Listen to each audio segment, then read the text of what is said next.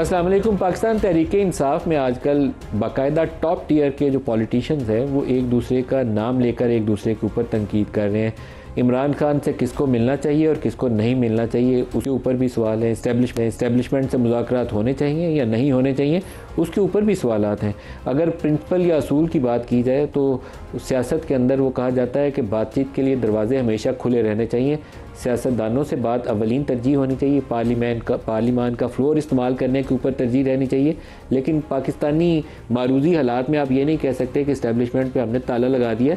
आप सारों से बात करते हैं और रास्ता निकालते हैं। सियासत इसी का नाम है और जो जीत जाता है, रास्ता निकालने में कामयाब हो जाता है, वही सियासत में अपना अगली मंजिल को पा लेता है। पीटीआई इस बहस से समहाउ बाहर नहीं निकल पाई और इमरान खान जेल से बाहर नहीं आ पाए।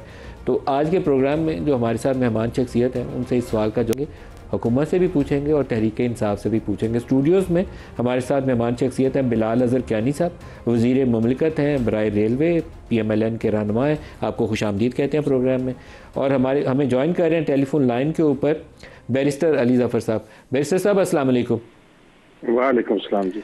बैरिस्टर साहब, जो बाकी लोग तो एक दूसरे पे तनकीद करें तो बात मुझे समझ में आती थी कि कभी मरवत साहब का इशू पैदा हो गया, कभी अली मीन गंडापुर का इशू पैदा हो गया, लेकिन सलमान अकरम राजा साहब ने आपके मिलने के ऊपर भी तनकीद की, बैरिस्टर गौहर के मिलने के ऊपर भी तनकीद की। उसके बाद जब ये मुलाकातें कल हो गई तो जो पकड़ धकड़ तो हुई, लेकिन आपस में बाज़ लोगों का, मैं अब सबका नाम नहीं लेता, लेकिन कुछ के आपस में तल्ख जुमलों का तबादला भी हुआ। तो ये क्यों है ऐसा? आप सारे बड़े नामवर और कद्दावर शख्सियात हैं, ये आपस में मुँह मारी वाली कैफियत कैसे पैदा हो गई? जी देखें, सबसे पहले तो मुझे अफसोस हुआ जो इल्ज़ामात लगाए, मैं इल्ज़ामात ही कहूँगा, लगाने का ये कोई जवाब नहीं बनता। खान साहब से जो भी मिल सके, जो सियासतदान हो, वकील हो, इस कैपेसिटी में भी PTI का है, जब वो मिल सकते हैं तो कोई उसमें जुर्म नहीं। यहाँ कोई आप गद्दार नहीं बन जाते या कोई, तो इस किस्म की बातें करना मेरा ख्याल है कि दुरुस्त नहीं। और होना ये चाहिए, अगर आपको किसी से कोई शिकायत है तो आप उसे फ़ोन कर लें, गुफ्तगू कर लें, आप कॉलीग हैं, बजाय ये कि आप पब्लिक मीडिया पे जाके इस तरह की बातें करें। मैंने किसी के खिलाफ बात नहीं की और ना मैं करूँगा, मेरी ये पर्सनैलिटी ही नहीं और ना मुझे कोई इसका शौक़ है। हर कोई अपना अपना काम कर रहा है, मेरे ख्याल से हर कोई अच्छी नीयत से काम कर रहा है। अपने हमारे लीडर हैं इमरान खान साहब, उनकी खातिर सेक्रीफाइसेस कर रहे हैं। सो ये इस तरह की बातें करना, किसी तरह ये कहना कि एक ग्रुप में हैं आप दूसरे ग्रुप में हैं और एक दूसरे ग्रुप से भी नाराज़गी का इजहार करना, वो नाराज़गी अपनी जगह, शिकायतें अपनी जगह, लेकिन उसका हल करने का तरीका ये है कि आप बातचीत करें। आफ्टर ऑल सारे सियासतदान हैं, तो बच्चे तो नहीं, क्लास के तो बच्चे नहीं हैं कि आप जाके बाहर एक दूसरे को के खिलाफ बातें करें। मुझे किसी से कोई शिकायत नहीं, सिर्फ अफसोस है जो ये कहा उन्होंने। लेकिन हाँ, बात दुरुस्त है आपकी कि PTI में इटसेल्फ हमारे कुछ शिकायत हैं। और खान साहब ने कल जब मेरे मुलाकात की तो एक तो उन्होंने मुझे कहा था कि जो मुलाकातों का सिलसिला है और जो उनके साथ फैसिलिटीज नहीं दी जा रही उसके लिए मैं खुद सुप्रीम कोर्ट जाके उनके बिहाफ पे केस फाइल करूं। और दूसरा उन्होंने ये कहा कि जहाँ तक ये मसाइल हैं, हर पार्टी में मसाइल होते हैं आपस में, लेकिन आप लोगों को डायरेक्ट करें कि वो अपने उसको हल करें मसाइल को, और इंडोर हल करें। ये इंट्रा पार्टी इश्यूज हैं, ये कोई नेशनल इश्यूज नहीं हैं। तो यही एटीट्यूड होना चाहिए।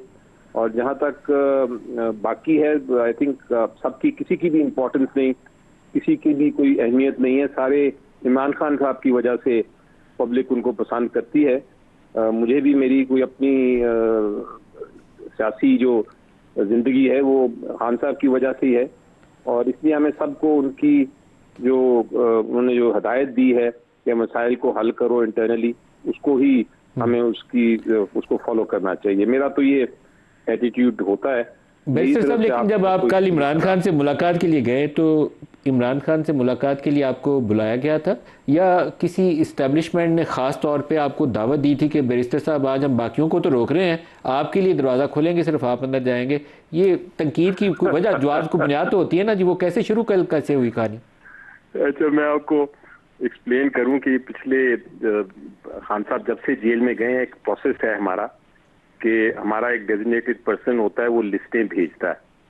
जब वो लिस्ट जाती हैं तो हर ट्यूसडे को एक फैसला हुआ था कि वकीलों से मुलाकात होगी, क्योंकि खान साहब अपने केसेस के बारे में भी और जनरली सियासत के बारे में भी बात करना चाहते हैं और इंस्ट्रक्शन देना चाहते हैं किस तरह आगे चलना है।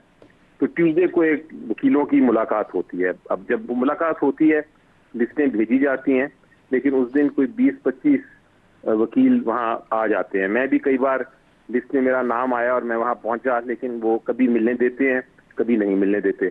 कभी बुला लेते हैं, कुछ 6 बंदे बुलाते हैं, 6 लॉयर्स, उनमें से किसी को भी रैंडमली वो अंदर बुला लेते हैं। ये इंतजामिया की स्वाबदीद है। कई बार मैं गया हूँ, पिछली 3 बार गया, मुझे नहीं मिलने दिया। कई बार नाके लगे, मैं साइकिल पे गया, मोटरसाइकिल पे गया, पैदल भी गया, पहुंचा, लेकिन नहीं मिलने दिया। और जो 6 लोग लॉयर्स थे वो मिल लेते, तो हम भी खुश हो जाते थे कि चले कम से कम 6 कुछ लोग मिल तो गए ना। इसी तरह कल भी यही पोजीशन थी कि मैं इसी उम्मीद से गया, नाके लगे हुए थे, लेकिन हमारे पास एक और रूट था, वहां से हम पहुंचे। पहुंचने के बाद इंतजार कर रहे थे, 10-12 वकील थे, कुछ पॉलिटिशियंस थे, हम सारे बैठे थे, हर एक ने अपना अपना नाम लिखवा दिया। अंदर से उन्होंने 6 लोगों को बुलाया। जब 6 लोग अंदर पहुंचे, हमने फिर खान साहब को बताया कि उनकी सिस्टर्स को भी बाहर रोका हुआ, अंदर नहीं आने दे रहे, और इसी तरह बाकी जो हमारे लोग थे उनको भी नहीं आने दे रहे। तो उन्होंने यही मुझे फिर इंस्ट्रक्ट किया कि आप सुप्रीम कोर्ट इस रब्ता करें और इस चीज को आगाह करें चीफ जस्टिस साहब को कि ये हो रहा है, और उसके बाद पिटिशन फाइल करें। तो क्या इमरान खान ने किसी स्टेज पे ये कहा कि आजम स्वाति को वो ऑथोराइज कर रहे हैं कि इस्टेब्लिशमेंट के साथ मुज़ाकरात का दरवाज़ा जो है वो खुला है और खुला रहे, इसके ऊपर काम करें?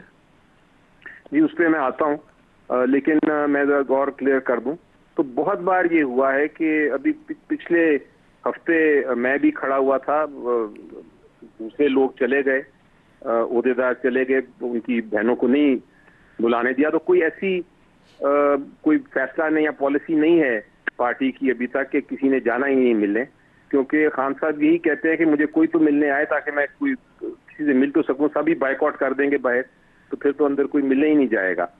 तो इसलिए ये कह देना कि कोई मिलने चले गए, मैं नहीं गया तो दूसरे चले गए, ये बात दुरुस्त नहीं है। खान साहब से मेरी नज़र में हर लीडर मिल सकता है और मिलना चाहिए। अब आपका दूसरा सवाल ये था कि स्वाति साहब ने जो वीडियो दिया उसके बारे में क्या व्यू है।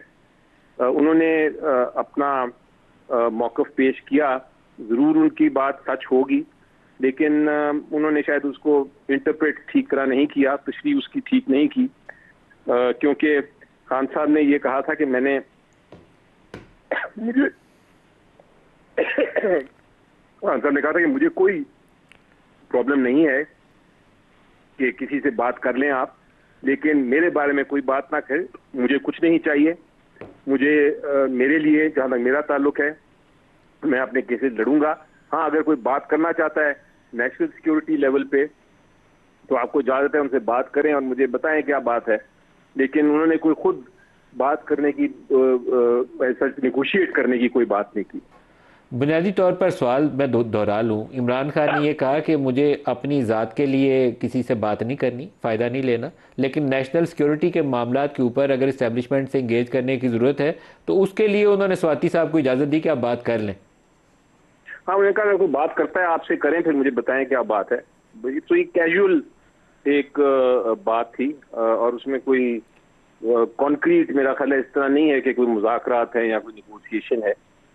उन्होंने जिस तरह वो कोई भी दरवाजे, जिस तरह भी आपने बात की थी कि कोई दरवाजे बंद नहीं होते किसी तरह, कोई भी बात करेगा। आज हुकूमत हमारे पास कोई ऑफर लेके आएगी तो हम हुकूमत से बात करेंगे और ऑफर खान साहब तक पहुंचाएंगे कि जी ये ऑफर कर रहे हैं, और फिर खान साहब फैसला करेंगे कि उस ऑफर को आगे चलाना है या नहीं। तो ये चीज़, दरवाजे इस तरह तो बंद नहीं आप कर देते कि आप किसी से बात ही ना करें। ये बात बिल्कुल सही है आपकी, लेकिन आप जो बातें कह रहे हैं उसके अंदर एक थोड़ा सा मिसिंग लिंक है। एक जो ओवरसीज़ पाकिस्तानी जो अमेरिका से पाकिस्तान लोग आए थे वो 24-25 नवंबर को भी यहाँ थे इस्लामाबाद, 24-25 नवंबर 2024 को, और इमरान खान की जेल की बंद दीवारों के पीछे उनसे मुलाकात भी करवाई गई थी। ये मैं ख्याल राय नहीं कर रहा, मैं आपको ख़बर के तौर पर बता रहा हूँ कि मुलाकात हुई थी।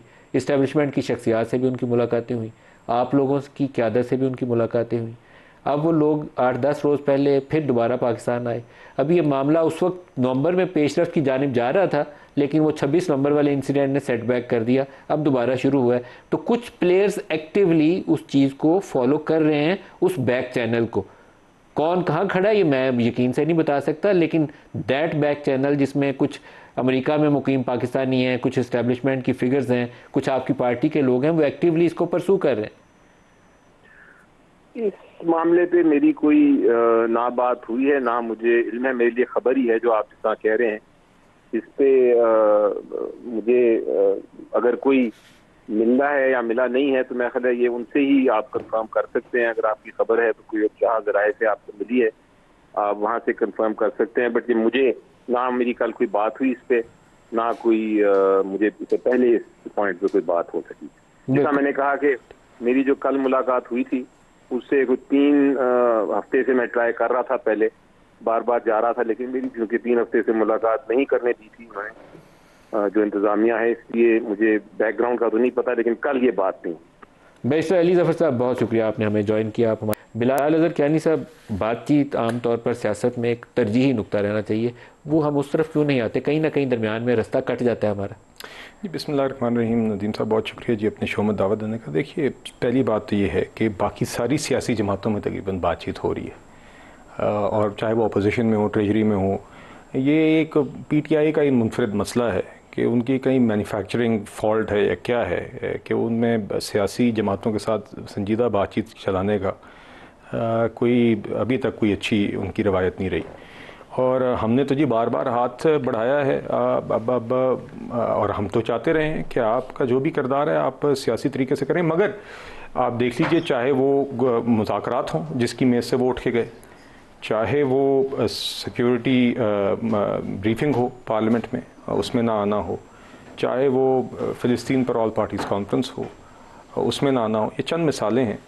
और आज भी हम कहते हैं, हम तो कहते हैं जी कि आप PTI अगर अपना किरदार अदा करती है वफाक में अपोजिशन का तो हम उसे वेलकम करते हैं। आप अपनी जिम्मेदारी निभाएं बजाय इसके कि आके आप अपनी रिहाई और अपनी ज़ात के मुतालिक बातें करके चले जाएं। साहब आपकी जमात की भी जो क़यादत थी पूरी 90 की दहाई में, उसके बाद भी ये जो पिछले दरवाजे से जाके इस्टेब्लिशमेंट से बातचीत का सिलसिला था कभी उन्होंने तोड़ा ही नहीं। जब जेलों में बंद थे तब भी नहीं तोड़ा। तो अगर PTI मिलती है तो वो कोई कौमी जुर्म की मुर्तकब नहीं हो रही है, पाकिस्तानी सियासत की कुछ आसार है जो। बहरहाल जी नवाज शरीफ साहब, ये बातें बहुत दफ़ा हो चुकी हैं। नवाज शरीफ साहब जितनी दफ़ा उनको निकाल कर ख़ात्मे की, उनकी सियासत के ख़ात्मे की बात की कि जितनी दफ़ा वो सुरखरू होकर आए और जमहूरियत के लिए जो जंग लड़ी वो सबके सामने है।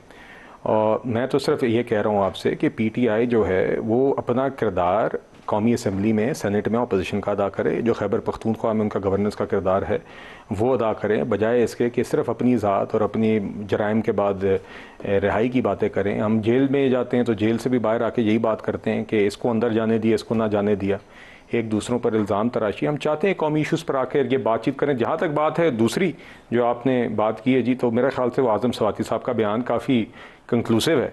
मुख्तसर बात यह जी, खान साहब ने इनको कहा कि आप जाके बात करें, कोई दरवाज़ा खुलवाएं, कोई मेरे लिए NRO मिले, दरवाज़ा आगे से नहीं खुला। या आज़म स्वाति साहब के बयान उस वीडियो का कुल खुलासा है जी। साहिबजादा हामिद रज़ा साहब सरबराह सुन्नी इत्तेहाद कौंसिल के, वो भी हमारे साथ हैं। अभी बिलाल साहब ने अभी तज़किरा खुद ही कर दिया कि किसको मिलने दिया और किसको नहीं मिलने दिया। कल आप लोग भी बाकायदा जंगो जदल में मसरूफ़ थे, वो स्वाति साहब वाले बयान की तरफ आता हूँ, लेकिन कल की क्या कहानी थी? कल तो बाकायदा एक नया ही सीन था। बिस्मिल्लाहिर्रहमानिर्रहीम। नदीम मलिक साहब बहुत शुक्रिया। ये इस्तेहकाक मेरे भाई का नहीं है, ना किसी का है कि वो हमें बताए किसने मिलना है किसने नहीं मिलना। ये हाई कोर्ट की वाज़ेह बेंच के ऑर्डर्स थे कि सलमान अकरम राजा साहब लिस्ट प्रोवाइड करेंगे सुप्रिटेंडेंट जेल को और उसके मुताबिक उन अफराद की मुलाकात होगी। बैरिस्टर अली ज़फ़र कैसे मिले? बैरिस्टर अली ज़फ़र साहब अगर मिले हैं तो ज़ाहिर है वो इस वक्त अंडर क्वेश्चन भी हैं जी। वो अभी मेरे साथ थे, वो कहते हैं कि मैं इमरान खान की मर्जी से मिला। तो अगर नहीं, जो 6 अफराद की लिस्ट अंडरटेकिंग हाई कोर्ट में दी गई थी उसके मुताबिक तो नाम सलमान अकरम बैरिस्टर गौहर कैसे मिले?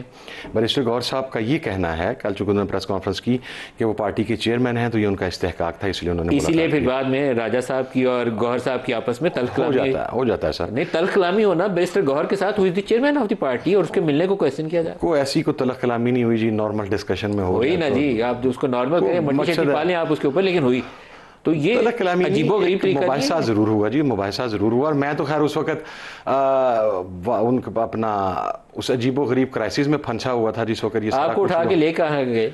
हमें उठाने के कहाँ ले जाना था जी। पहले तो ये कहा गया कि मैंने उनसे रिक्वेस्ट की इंतज़ामिया से कि खान साहब की हमशीरगान है, आप इनके साथ मैन हैंडलिंग ना करें। तो 2 चीज़ें थी, अलीमा खान ने बड़ा कैटेगोरिकली कहा था जी कि या मैं अपने भाई से मुलाकात करूंगी, अदरवाइज़ अगर आप मेरी गिरफ्तारी डालना चाहते हैं कि मैं यहाँ पर बैठी हूँ तो ठीक है, मैं रजिस्ट नहीं करूँ, आप गिरफ्तार कर लें। गिरफ्तारी तो आप में किसी की भी नहीं डली, मैं आपको पकड़ के ले गए गाड़ियों सर। मैं अर्ज़ करता हूँ, गाड़ी में बिठा दिया, अब गाड़ी में 8-9 ख़वातीन दाखिल हो गई, मुझे और शफ़कत अवान साहब को बाकायदा मैन हैंडल किया गया। शफ़कत अवान को वहाँ से घसीट के अडयाला चौकी में ले गए, he is a member national assembly from Sargodha. मुझे कहा गया जी कि आप गाड़ी के अंदर बैठे। मैंने कहा यार हम ख़ानदानी वज़ादार लोग हैं, 5 लोगों की गुंजाइश है, 9 ख़वातीन अंदर बैठी हैं, मैं अंदर कैसे चला जाऊँ?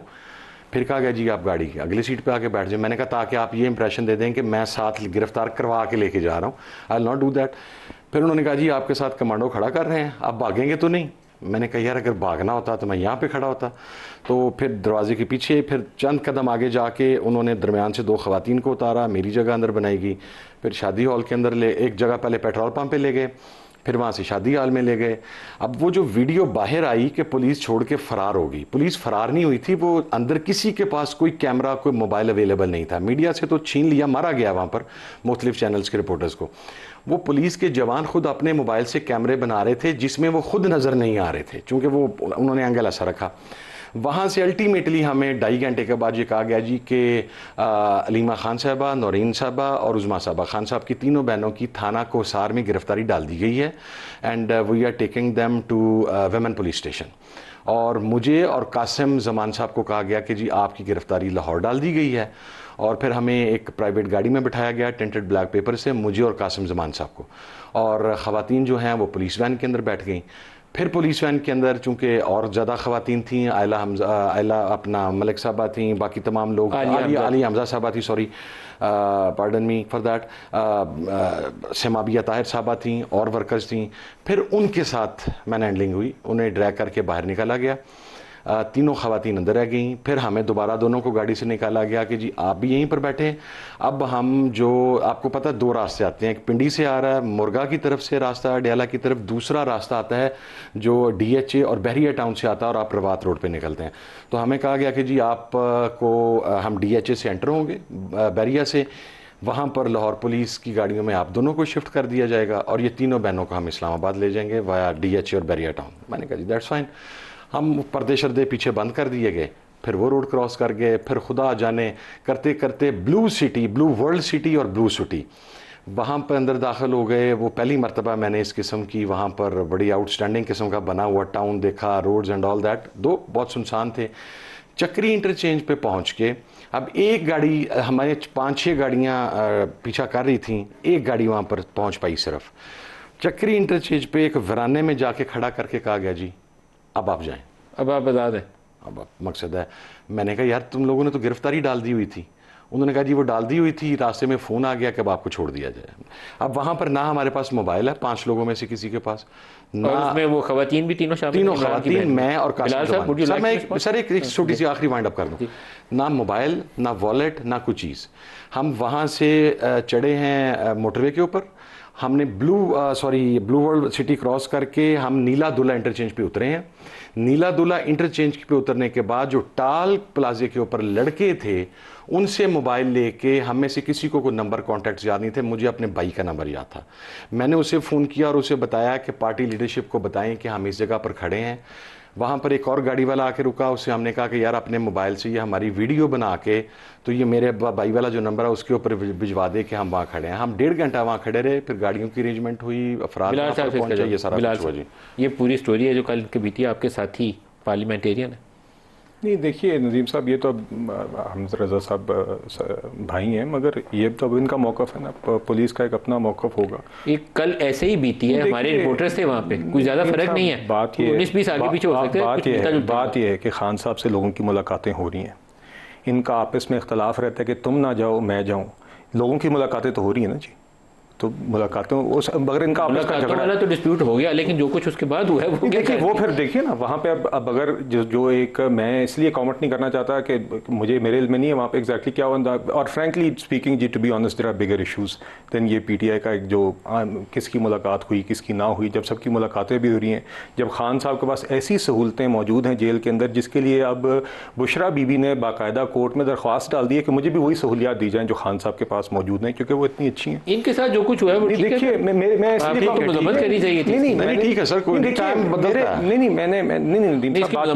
आप मजम्मत करें कि इमरान खान ने जो ज्यादतियां की मरियम नवाज के सेल में रात को 12 बजे के बाद छापे मरवाए, जो नवाज शरीफ के साथ विक्टिमाइजेशन की, जो जरगमाल बना के चेयरमैन नैब को उन्होंने बाकायदा ब्लैकमेल करके उस शख्स को उन्होंने हर दिन अजियत पहुंचाई सेलों के अंदर। राना सनाउल्लाह के ऊपर आपने हेरोइन का केस डाला, आप आज करें, आप उसकी करें कंडेम करें उसको कि इमरान खान ने जुल्म किया, ज्यादती की, थानेदार बन के बतौर प्राइम मिनिस्टर। हम इसमें नहीं यकीन रखते। मैं आज भी कहता हूं इमरान खान के पास जो भी जेल मैनुअल के मुताबिक किसी भी कैदी के पास हुकूक है वो उसके पास होने चाहिए। सर कंडेमनेशन के ऊपर आना है, ये कंडेम करें जो पीपल्स पार्टी ने इनके साथ सलूक किया था, जिसके ऊपर ये रोते रहे हैं 88 से लेके 2002 तक की पूरी दिहाई 14 साल। ये कहें कि पीपल्स पार्टी ने जुल्म किया था, पीपल्स पार्टी कहे कि उसकी शहीद लीडर की बरहना तस्वीर हेलीकॉप्टरों से फेंक के इन्होंने जुल्म किया था, तो फिर मेरे से भी कंडेमनेशन करवा लें सर।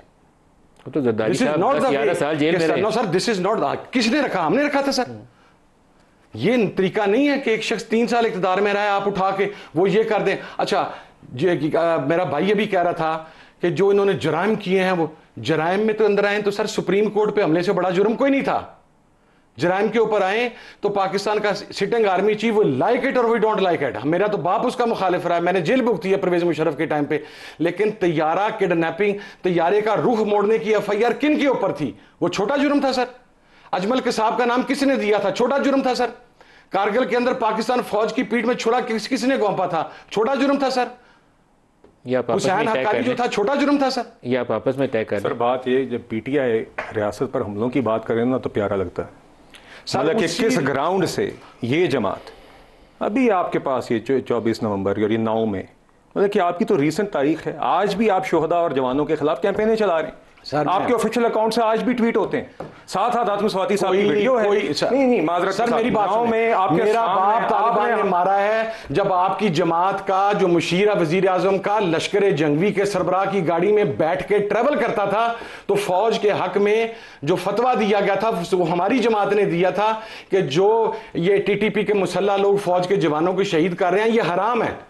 पाकिस्तान फौज के जवान ये अब हमें बताएंगे कि इदारों की मोहब्बत क्या है जिन लोगों ने अपने घरों के अंदर लाशें उठा ली हैं, और इनकी जमातों के लोग। मुझे बताएं सर, मोहतरमा बेनजीर भुट्टो ने नहीं कहा था कि वो अलकायदा के सरबराह से पैसे मियां नवाज शरीफ ने लिए हैं?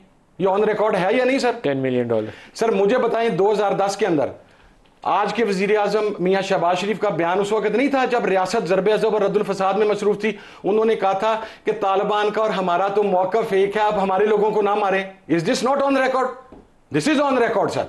आप निकलवाएं इन बयानात को। शहबाज साहब का बयान है। नहीं देखिए नदीम साहब, बात यह है कि तालिबान के साथ जो खैबर पख्तूनख्वा ने पॉलिसी बदली, खैबर पख्तूनख्वा हुकूमत ने इमरान खान साहब के दौर में बातचीत का उन्होंने कहा था ना कि हमने तो 13 से 18 के दरमियान, खान साहब कहते थे यहाँ दफ्तर खोलें 13 से 18 के दरमियान मुकम्मल करने उसी ड्राफ्ट के ऊपर जहां पे तालिबान को वापस ला के आबाद करना था ना, दूसरे नंबर पे सीरियल के अंदर साइन मियां शहबाज शरीफ। सर छोड़ दें, बात यह है 13 से 18 के दरमियान नवाज शरीफ साहब की क़यादत में रद्दुल फसाद और ज़रबे अज़ब हुआ, सिंगल माइंडेड तरीके से दहशतगर्दी के खिलाफ जंग जीती गई। उसके अलावा कराची में क्लीन अप ऑपरेशन लदा हुआ, और इमरान खान साहब के आने के बाद उनका सॉफ्ट कॉर्नर उस टाइम पे भी रहा, और उसके बाद उन्हें बाकायदा के पॉलिसी बदली। ये हकीकत है। और आज आज भी नदीम साहब हम देखते हैं कि पाकिस्तान फौज के जो जवान जब शहीद होते हैं तो आपको prime minister of Pakistan, army chief कंधा देते हुए नजर आते हैं, जनाजों पे ताज़ियत करते हुए नजर आते हैं। इनसे तो जनाजों में छोड़ें, जनाजों में शिरकत नहीं होती, ना ताज़ियत की जाती है, और मेरी समझ से ये बात बाहर है। आप शोहदा के खिलाफ तो तकरीम पे तो सवाल नहीं हो और ये माजरत के साथ ये आज सवाल नहीं हो सकता। जाफर एक्सप्रेस के ऊपर हमारी हुकूमत, मैं तो नदीम मलिक साहब तमाम बातें कह रहा हूं फैक्ट्स एंड फिगर्स के मुताबिक। 36 घंटे अगर हमारी इंफॉर्मेशन मिनिस्ट्री का कोई बयान आया हो, मैं आपका देनदार। दफा का बयान आया हो, मैं आपको बताता हूं सर। सबसे पहली तो मुजम्मत ही हमने की है सर। छोड़ दें नदीम साहब, सबसे पहली मुजम्मत हमने की है सर। आप इनकी फौजी जवान, मेरा ट्वीट निकालें सर आप। सर हर फौजी जवान की शहादत के ऊपर हम उसको कंडेम करते हैं सर। सर इनकी पार्टी के ऑफिशियल अकाउंट से आप निकाल लीजिए, ये स्टेटमेंट है, ये ट्वीट है। जिस टाइम पे जाफर एक्सप्रेस की सिचुएशन लाइव थी, उस टाइम पे ये अफवाज के ऊपर कैंपेन चला रहे थे, और इन्हें बाकायदा कहा था कि जब आप हमारे ऊपर ज्यादा फोकस करेंगे, दहशतगर्दी पे नहीं करेंगे, तो यही होगा। ये उस टाइम पर भी ब्रेक ले लें, हमारे साथ रहेगा, ब्रेक ले।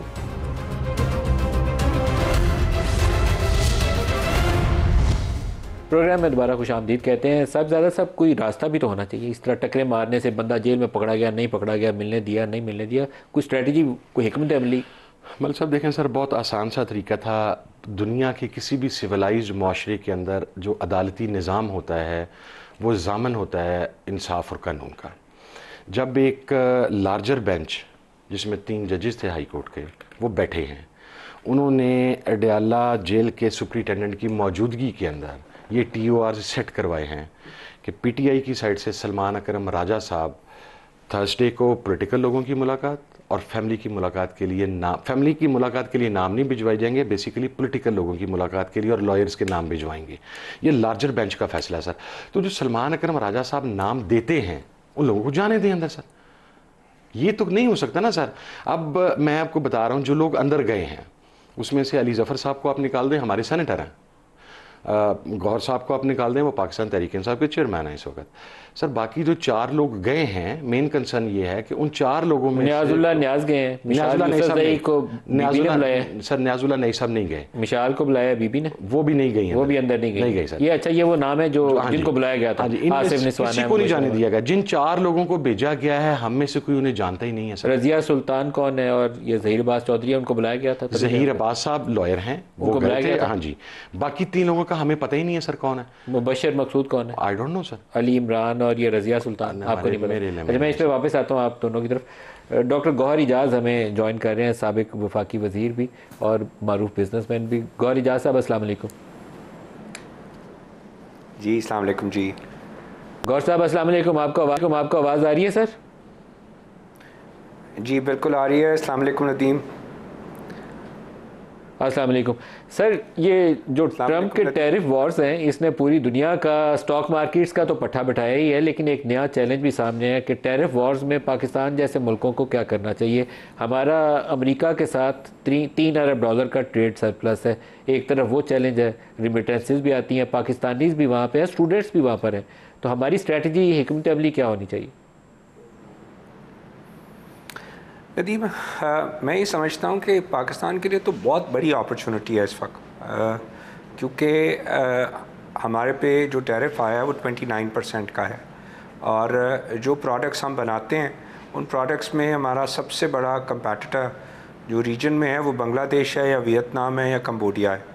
ये 3 ममालिक हैं जो हमारी जो वेजेस हैं, क्योंकि हमारा एडवांटेजेस तो सिर्फ वेज का ही मौजूद है, तो उसमें क्योंकि चाइना भी जो है वो हम अगर $150 के ऊपर वेज पे खड़े हैं, तो ये 600 से $1000 के ऊपर चाइना के अंदर मिनिमम वेज हो गई है।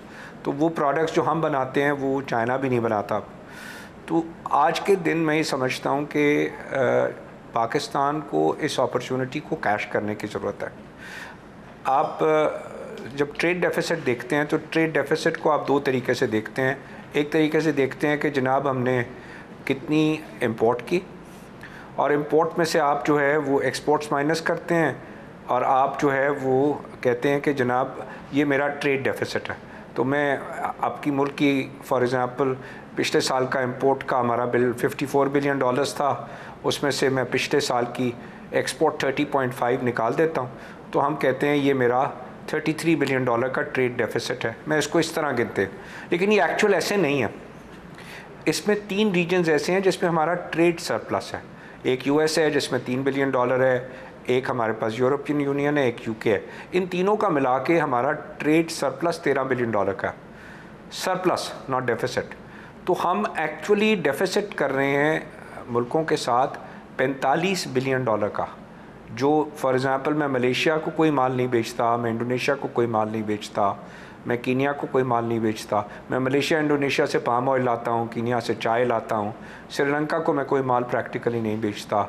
मैं जो है जीसीसी को बहुत थोड़ा माल बेचता हूँ, मैं चाइना को बहुत थोड़ा माल बेचता हूँ। मैं जो है $15 बिलियन का अगर माल वहाँ से मंगाता हूँ तो $2 बिलियन बेचता हूँ, 13। तो ये जो नेट डेफिसिट है, एक है ग्रॉस डेफिसिट जो कि 33 है, मैंने गिन के दिया, और एक है आपका जो डेफिसिट एक्चुअल डेफिसिट है ममालिक के साथ, जिन ममालिक से हम काम, वो $45 बिलियन है। इन 3 रीजन्स को निकाल दें तो आज के दिन वो $45 बिलियन को हम अमेरिका को हमें ऑफ़र करना चाहिए कि आप बताएं आप किस चीज़ में इंटरेस्टेड हैं। अगर वो चाहते हैं कि गाड़ियाँ पाकिस्तान को बेचनी है उनकी सबसे बड़ी, तो हमने जापान को, कोरिया को, चाइना को, तीनों को ये बहुत बड़ी फैसिलिटी दी है कि आप अपना CKD प्लांट लगाएं, 25% पे ड्यूटी है। अगर आप जो है CBU पूरी गाड़ी बेचें तो 100 पे, तो ज़ाहिर है अमेरिका गाड़ी तो 100% पे आ नहीं सकती थी ना, उन्होंने यहाँ गाड़ी का प्लांट लगाया। तो अमेरिका के साथ हमारा गाड़ियों का भी ट्रेड नहीं है। जहाज़ हमारी PIA जहाज़ ख़रीदने के काबिल नहीं है। मशीनी उसके बाद बड़ी जो उसकी मशीन्स हैं, हम वो मशीन्स भी नहीं ख़रीद सकते उनसे। तो क्या रह गया? कमोडिटीज़ रह गई। हम सोयाबीन ला सकते हैं, हम उनसे जो है सोयाबीन मील ला सकते हैं, हम उनसे कॉटन ला सकते हैं, वीट ले सकते हैं, आप उनसे गंदम ले लें, आप उनसे कॉटन ले लें उनसे, तो उससे उनका ट्रेड डेफिसिट नैरो डाउन हो जाएगा, आपको कमोडिटीज पर जाना पड़ेगा। तो $45 बिलियन की हम तो उनके सामने, मैं तो कह रहा हूँ प्लेट रख देनी चाहिए कि ये प्लेटर है जी हमारा, ये $45 बिलियन हम मुखालिक से ख़रीदते हैं, नॉट 33, 45। इतनी बड़ी अपॉर्चुनिटी है हमारे पास। आप बताएं हमसे, हमें क्या बेचना चाहते हैं, हम उनके साथ, नहीं तो हम पॉइंट आउट कर देते हैं जनाब, और हम आपसे लेके, और हम मिनिमम टैरिफ जो उसने कहा है ट्रंप एडमिनिस्ट्रेशन ने कि हम 10% देंगे, हमें मिनिमम टैरिफ को टारगेट करना चाहिए कि हम पाकिस्तान को 10% पे कैसे जा सकते हैं। क्योंकि चाइना, ये जंग है चाइना की और अमेरिका की, हमारी जंग नहीं है।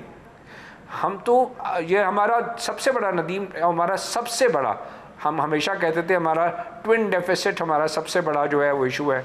एक तरफ से हमारा फिस्कल डेफिसिट है, दूसरी तरफ से हमारा ट्रेड डेफिसिट है। हम हमेशा यही बात करते रहे। आज ये ट्रेड डेफिसिट हमारा सबसे बड़ा वेपन हो गया, क्योंकि दुनिया से बड़ी, सबसे बड़ी मंडी अमेरिका है।